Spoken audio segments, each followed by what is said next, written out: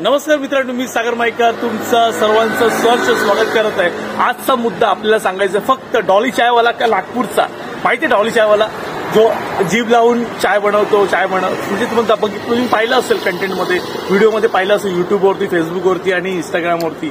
तो जो डॉली होता ना, डॉलीला भेटायला म्हणजे डॉली आपल्या नागपूरच्या चायवाल्याला भेटायला बिल गेट्स आला। बिल गेट्स म्हणजे तुम्हाला माहिती आहे कोण आहे? बिल गेट्स हा जगाचा श्रीमंत माणूस आहे। तो त्याला भेटायला आला की नेमकं डॉली कोण आहे, ठीक आहे। पण डॉलीला कळलंच नाही, डॉलीचा हा देवदेव आहे, डॉलीला कळलंच नाही की हा बिल गेट्स कोण आहे, ठीक आहे। तो भेटल्यानंतर काय झालं माहिती तुम्हाला मित्रांनो? त्याने व्हिडिओ बनवली, डॉलीसोबत व्हिडिओ बनवली, चायची व्हिडिओ बनवली। नेमकं बिल गेट्स बाजूला काय म्हणतो माहिती काय? 1 चाय प्लीज, बरोबर आहे, 1 चाय प्लीज। आणि हे झाल्यानंतर कंप्लीट झालं, व्हिडिओ कंप्लीट झाली, व्हिडिओ व्हायरल झाली, सगळं सोशल मीडियावरच्या आणि मीडियावाल्यांनी सगळी उचलून धरली।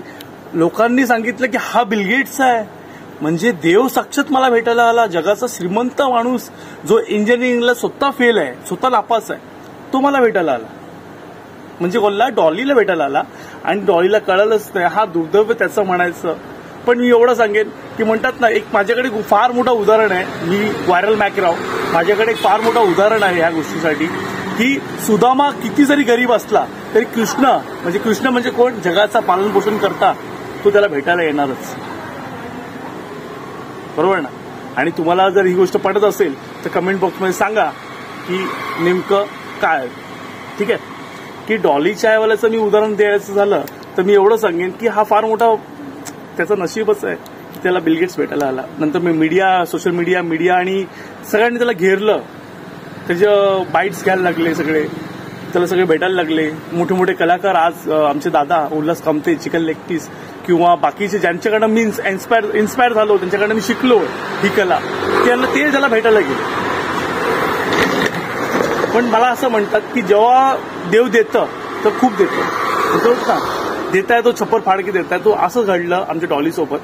तर सो प्लीज मला एवढं सांगायचं आहे की लाईक करा, नाही केलं तरी काय फरक नाही पडत, कमेंट केली तरी नाही फरक, काहीच तुम्ही जर नाही केलं तरी काही फरक नाही पडत, पण एकदा ही माझी व्हिडिओ पाहिली ना तुम्ही, हाच आनंद आहे। Thank you so much.